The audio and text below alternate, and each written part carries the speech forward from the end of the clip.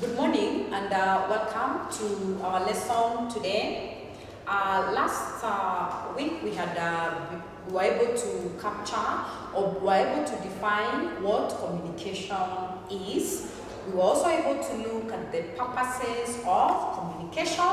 We were also able to look at the challenges that we face when we are communicating. So basically we say that communication is a process of passing information from a sender to a receiver through a medium with an intention of getting feedback. We're also able to look at the importance of communication, which we say that communication helps in decision making. It is also a way of entertainment. It is also meant to bring cohesive relationships in a working environment. So we're also able to look at the different challenges that we go through when we are communicating. We said one of it was noise, the other one was language, poor attitude, poor listening skills of the receiver. Now I want us to look at what we call the forms. Now when you hear the word forms, what should come into your mind? Now forms, when we talk about forms of communication, we're only trying to look at ways under which we are able to communicate. For example, if I am to call you, I'm communicating via oral. Oral means spoken words. If I wrote a letter or I wrote a report, I am communicating through written communication. If I used a poster to communicate to you, also that is visual communication. Or if I decide to use a billboard, or in case I decide to use a TV to communicate, that is what we call the audio-visual. Audio-visual means that you hear and you also see. Now we've got different forms of communication we've got different forms of communication, and one of it is what we call the oral. Now oral suggests, as the name suggests, or as the name sounds, it refers to communication through spoken words. Spoken, as in speaking. Yeah, you communicate via speaking. Yeah, and this is a communication which is basically either through face-to-face. When I'm able to see you and I'm able to share with you what information I have, I am communicating to you through face-to-face. I can also communicate to you through interviews. For example, when you guys are done with your studies, you may get an opportunity to go for an interview, and that kind of communication is what we also say it is an oral communication. Now, oral communication has got its own advantages. Okay? It's got its own advantages, and before we began, we had our own objectives that we were planning to achieve by the end of this lesson. One of it is to be able to identify the different forms of communication, also to be able to look at the advantages and the disadvantages of these forms, and also to be able to see or to be able to apply these different forms of communication in an organization. Okay?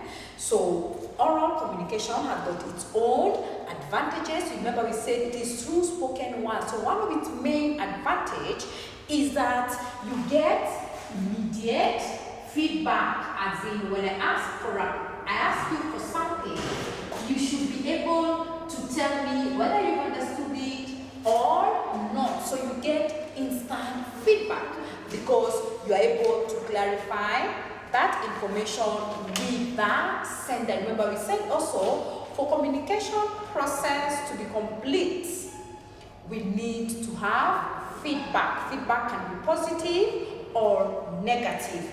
Also, we say the other advantage of this method is that it can also be used to communicate to both illiterate and semi-illiterate. So illiterate, semi-illiterate, and literate. Okay? Because you're able to look at the facial expressions in that person and to be able to gauge whether they have understood or not. Also, we say it is highly interactive because you are with that person at that time. The disadvantage of this method is that sometimes it has got no record. Remember, it is through spoken words. So it is whatever you say or it's whatever I say. So we have got no evidence. It cannot be produced as a legal document. So it therefore lacks the future reference. Also, we say it lacks confidentiality because if I'm speaking in front of so many other people, whatever information that I'm sharing that was meant for you could also be exposed to other recipients. We also say it is not useful or it's not used when you are explaining complex issues. It is only meant to give simple instructions. Also, we say that this method can also be distracted because it is the way I understand the thing or it's the way I interpret that information. So I might interpret it in a manner which was not intended to. So therefore, we could have some distortion. We'll also be able to look at the other method of communication, which now we call the written. Written now means it's communication through writing. Writing of letters, reports, memos, reports, etc. Now this method, one of its main advantages is that there is future record. You can always refer to it in case you need to. We also say it can be used to communicate complex issues because you're able to give details of the different information that you want to pass to the recipient.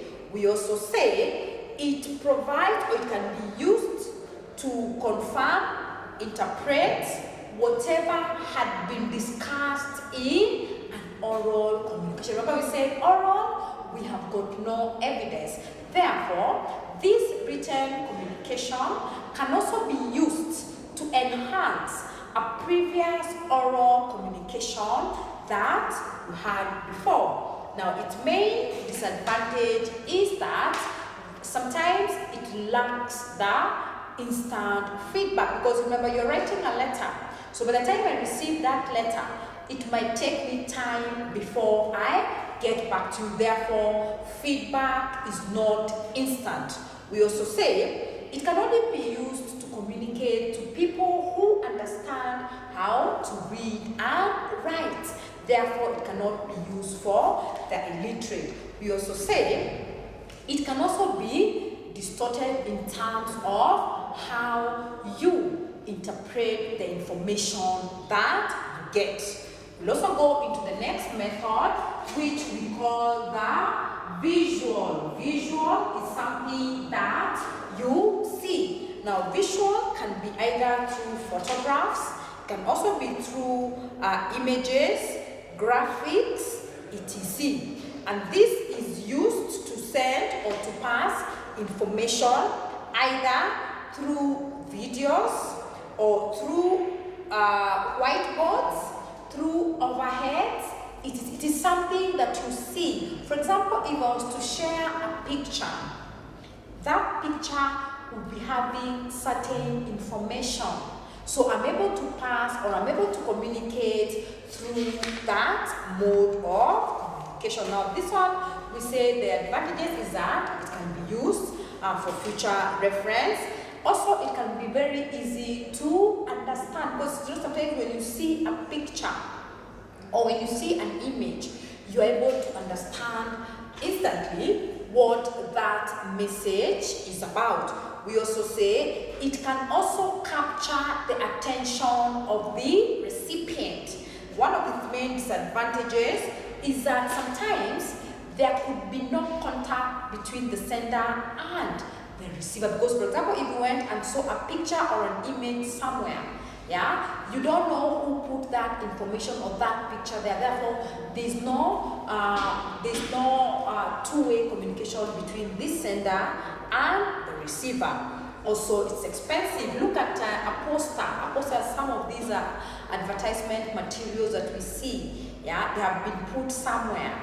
Yeah, they're also expensive. They cost a lot of money to produce. Remember, we say they're supposed to be eye-catching. Therefore, a lot is spent to ensure that it gives the quality that is required. Also, we say sometimes it may require certain skills for you to be able to interpret that information. We also have got the audio visual. Now, audio visual means what you hear and also what you see. Now, audio communication is communication which contains both sound and visual. One of the main examples of this is what we call a television or what we call a TV. Yeah, you're able to see, you're also able to hear. One of the main advantages of this form of communication is that you're able to reach a wide coverage. For example, if you look at Citizen TV with the advertisement that they place, yeah, it's able to go, or it's able to cover a massive population. We also say that there is a record of reference in case you might need that information at some point. Also, it is also catching, it captivates the attention of the recipient. One of its main disadvantages is that sometimes it lacks the personal contact between the sender and the receiver. We also say it is expensive. You look at those advertisements or any information that is shared through these modes or forms of communication, they are quite costly, and therefore it is not easily accessible to every other person. Also, it requires special skills for you to be able to interpret that information. The other form of communication is what we call the non-verbal. Now, non-verbal refers to what? Non-verbal refers to gestures, yeah? Gestures, yeah? Gestures. It also refers to certain movements, yeah? For example, if maybe you're in a meeting and sometimes, when you fold your hand like this, yeah, this might mean that you are attentive. If you hold your hand like this can also indicate that perhaps you're not interested or you are bored. When you raise your eyes, yeah, that means also that you are in shock or you need further clarification. Now we'll go into the details of each of these method that we have mentioned before. However, it is just equally important for you to be able to understand the different forms and for you to be able to see where you can apply these forms in an organization. For example, as a secretary, remember, or as a customer service consultant, you might find yourself needing certain information, and therefore when you got to understand these different forms of communication, you are able to apply them where they are needed. For example, if you're told to make a call to somebody and pass certain information, you will be able to identify, is this information complex?